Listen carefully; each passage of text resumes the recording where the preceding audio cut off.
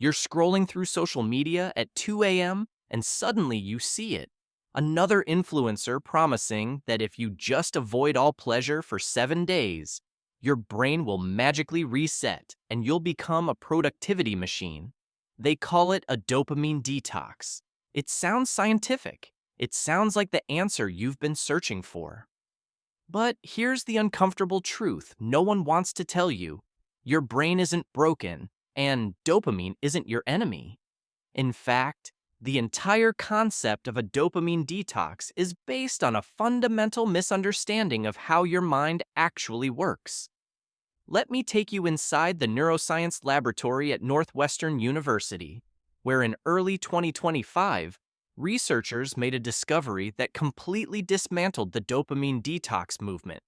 What they found wasn't just interesting, it was revolutionary.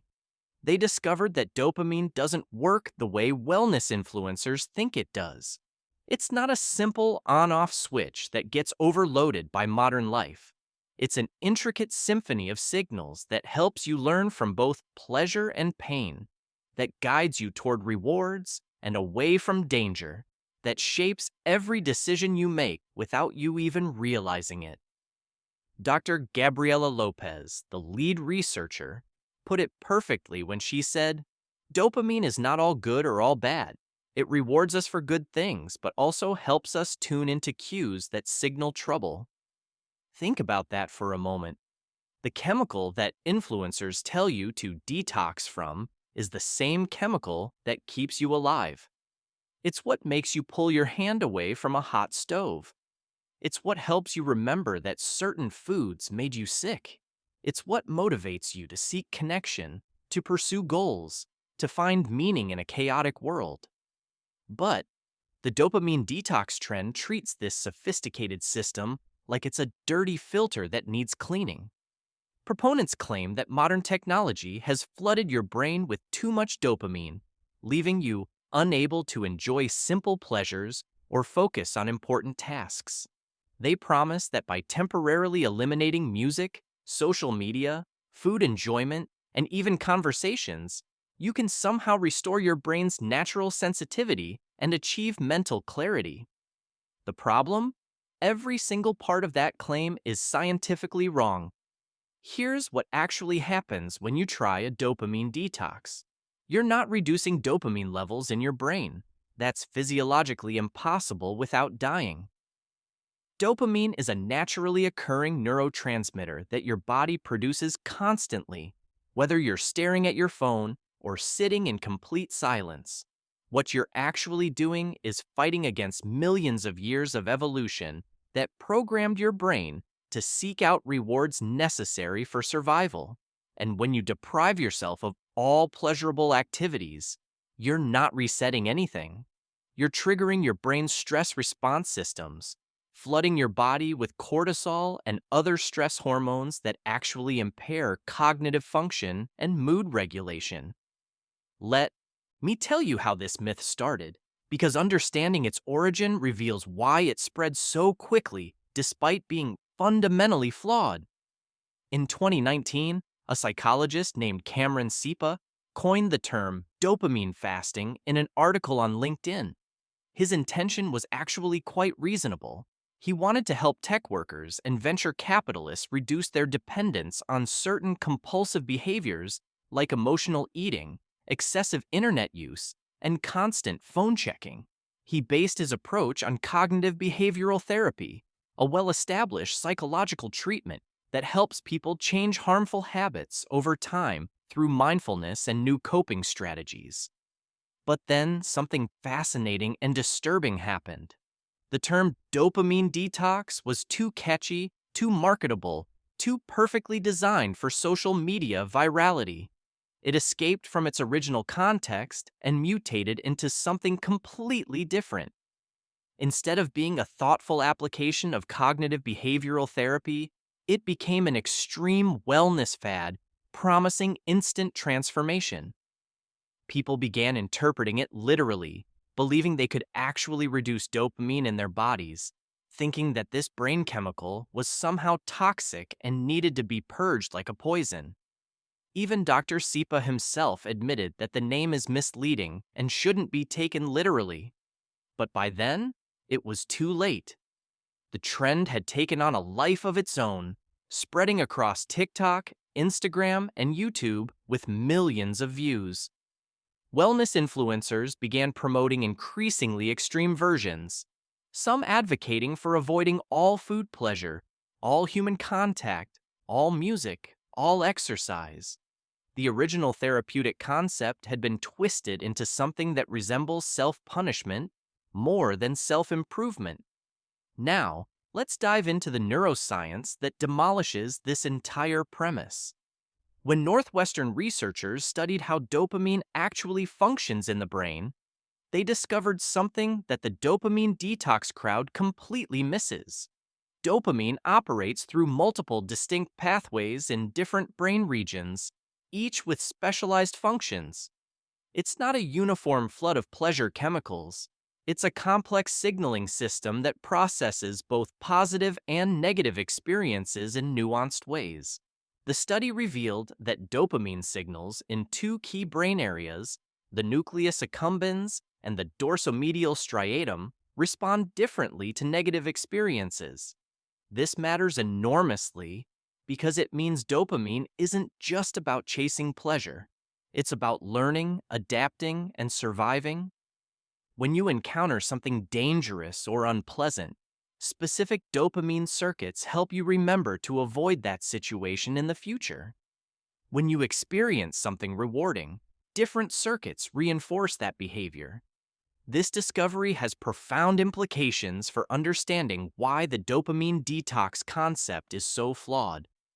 If you could somehow eliminate dopamine activity, you wouldn't just lose your ability to feel pleasure, you'd lose your ability to learn from mistakes, to avoid danger, to motivate yourself toward any goal whatsoever. The research team found that alterations in dopamine function can lead to excessive avoidance behavior, a hallmark symptom of anxiety disorders, obsessive compulsive disorder, and depression. In other words, disrupting your natural dopamine balance doesn't make you more focused and productive. It can literally make you mentally ill. But here's where it gets even more interesting and deeply relevant to modern life. The comparison between dopamine responses to technology versus actual addictive substances reveals just how misleading the dopamine detox narrative really is. When scientists measured the dopamine increase from using technology, scrolling social media, watching videos, playing games, they found it causes roughly a 50 to 100% increase in dopamine levels. That sounds significant until you compare it to actual addictive drugs. Heroin causes a 300% spike. Cocaine triggers a 350% increase. And amphetamines can cause dopamine to surge by 1,365%. Do you see the massive gap there? Technology use produces dopamine responses on par with any normal, enjoyable experience. Eating good food, having a conversation with a friend, listening to music you love. The dopamine response to your phone is fundamentally different from addiction to cocaine. And here's the crucial part. Dopamine receptors themselves, the cells in your brain activated by dopamine's release, respond differently to technology use than they do to substance abuse. There's no evidence that they become less sensitive to dopamine with repeated exposure to technology, unlike what happens with actual drug addiction. This means the entire premise of needing to reset your dopamine receptors through deprivation is based on a false equivalence. Your brain hasn't been damaged by Instagram or Netflix in the way it would be damaged by heroin or methamphetamine. Treating normal, pleasurable activities as if they're destroying your brain's reward system isn't just inaccurate. It's potentially harmful because it creates an adversarial relationship with pleasure itself. Dr. Emily Hemmendinger, a clinical psychologist at the University of Colorado School of Medicine, explains it beautifully. The idea is to allow our brains a break and reset from potentially addictive things. but the way it's being talked about on social media is not what I would support. People are taking it like, oh, I do this, and I'm going to feel instantly better. Or, in order to do this, I need to be completely off social media, or completely stop talking to people. That all or nothing approach is what makes it dangerous. She's identifying something psychologists have known for decades. Extreme restriction of pleasurable activities often backfires spectacularly. When you tell yourself you absolutely cannot have something, you don't reduce your desire for it, you typically increase it. Deprivation can actually intensify cravings and make you more likely to overindulge later. It's the psychological equivalent of holding a beach ball underwater. You might manage it for a while, but eventually it's going to burst to the surface with even more force. Think about what happens psychologically when someone attempts a strict dopamine detox. They eliminate everything they enjoy. No music, no social media, no tasty food, no conversations with friends. For a day or two, they might feel a sense of accomplishment, a feeling of control. But underneath that surface, something else is happening. Their brain is experiencing the absence of normal reward signals as a threat. Stress hormones begin to rise. The activities they've forbidden become increasingly attractive, increasingly urgent. And when the detox period ends, they often engage in exactly the behaviors they were trying to eliminate, but with even greater intensity. This creates a vicious cycle that resembles eating disorders more than healthy behavior change. You restrict, you feel virtuous, you eventually break the restriction, you feel guilty and out of control, so you restrict again, even more harshly. This pattern doesn't lead to balance or sustainable change. It leads to an unhealthy, obsessive relationship with normal life activities. So if dopamine detoxes don't work and are based on bad science, what actually does help when you genuinely feel overwhelmed by technology, when you can't focus, when you're constantly reaching for your phone? The answer is less dramatic, less marketable, but infinitely more effective. Gradual behavior modification based on understanding your actual relationship with these activities. Real cognitive behavioral therapy, the approach Dr. Sipa originally intended, doesn't involve extreme deprivation. It involves identifying the specific behaviors that are causing problems in your life and developing healthier responses to the emotional states that trigger those behaviors. If you scroll social media when you're anxious, the solution isn't to never use social media again. It's to develop other coping strategies for anxiety and to create intentional boundaries around social media use that actually feel sustainable. Harvard Medical School researchers suggest starting small and realistic. Instead of eliminating all screen time, you might practice 1 to 4 hours without screens at the end of each day. Instead of avoiding all pleasurable food, you might practice eating mindfully, paying attention to hunger and fullness cues rather than eating emotionally. Instead of going completely silent for a weekend, you might designate specific times for focused work without notifications. These approaches work because they align with how behavior change actually happens in the brain. You're not trying to reset anything. You're building new neural pathways through consistent practice. You're learning to respond differently to triggers. You're developing what psychologists call distress tolerance, the ability to experience uncomfortable emotions without immediately reaching for a distraction. Dr. Hemmendinger uses a powerful metaphor.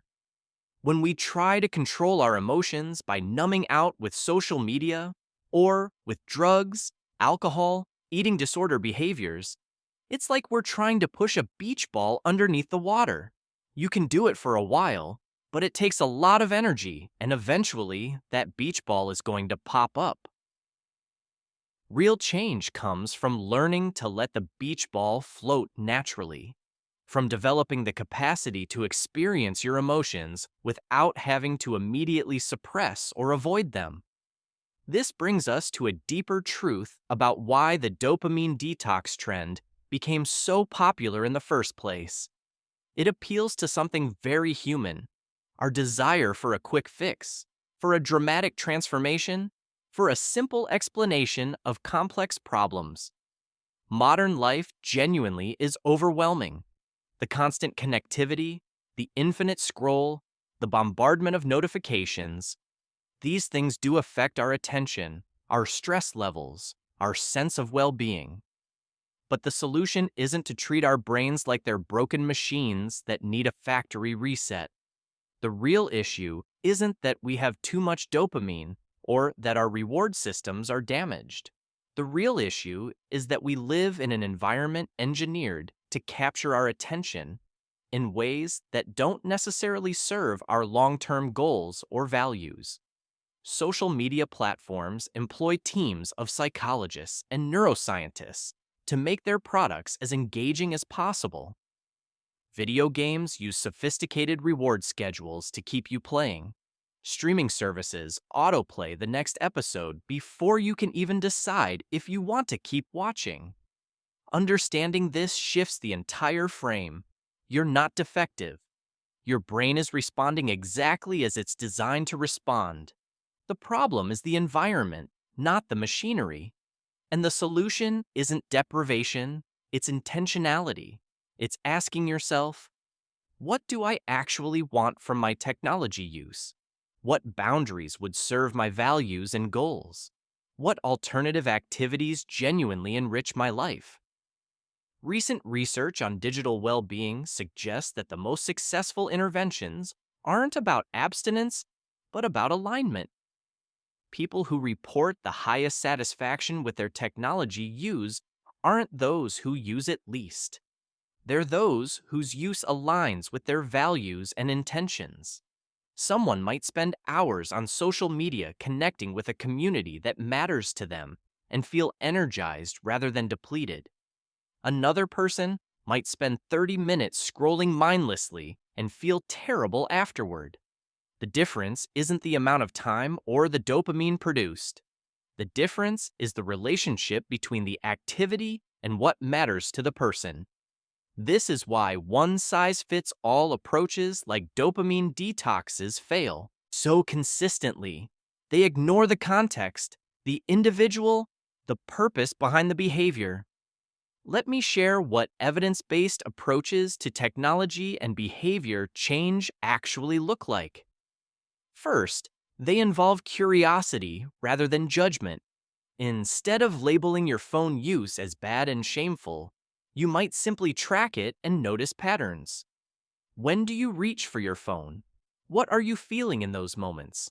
What need are you trying to meet? Maybe you're bored, or anxious, or lonely, or avoiding a difficult task. Once you understand the underlying need, you can explore other ways to meet it. Second, they involve experimentation with boundaries that feel sustainable. Maybe you discover that having your phone in another room while you work dramatically improves your focus. Or maybe you find that checking social media 3 times a day at designated times feels better than constant checking. Or perhaps you realize that certain apps drain you while others enrich you, and you adjust accordingly. Third, they involve building alternative sources of reward and meaning. If your phone has become your primary source of stimulation and connection, of course you'll struggle to put it down. But if you cultivate other sources, engaging work, meaningful relationships, physical activity, creative pursuits, time in nature, then your phone becomes one option among many rather than the only game in town. Fourth, they involve self-compassion when you slip up, because you will slip up. You'll have days when you scroll for hours, when you can't focus, when you fall back into patterns you wanted to change. The dopamine detox mentality treats this as failure requiring even harsher restriction. The evidence-based approach treats it as normal, as information, as part of the process of change. The most fascinating aspect of the dopamine detox phenomenon is what it reveals about our cultural relationship with pleasure and productivity.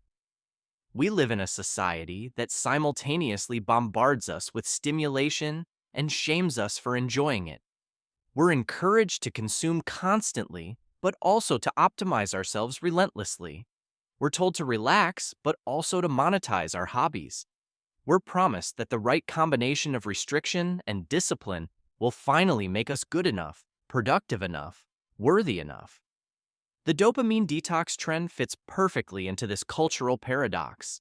It takes our very real struggles with attention, motivation, and well-being, and it offers a solution that involves punishing ourselves for being human.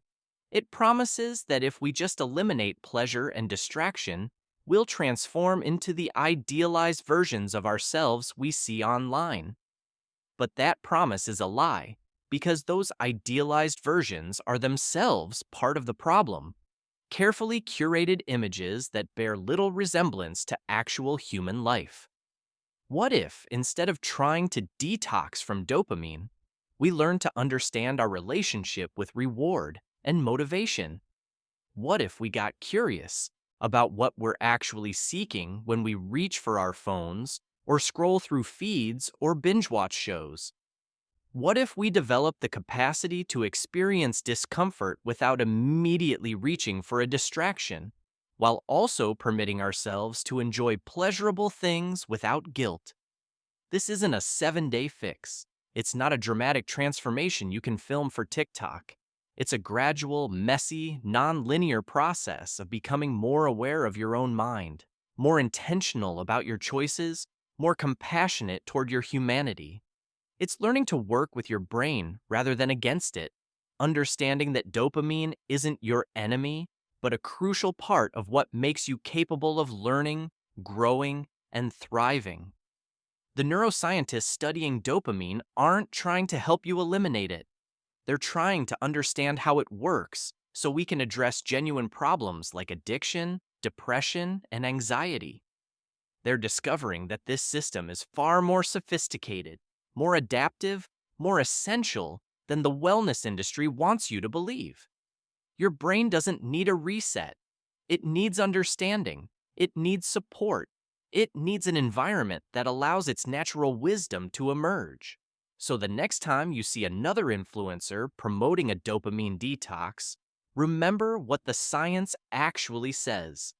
Remember that the uncomfortable feeling you're experiencing isn't dopamine toxicity, it's being human in an overwhelming world.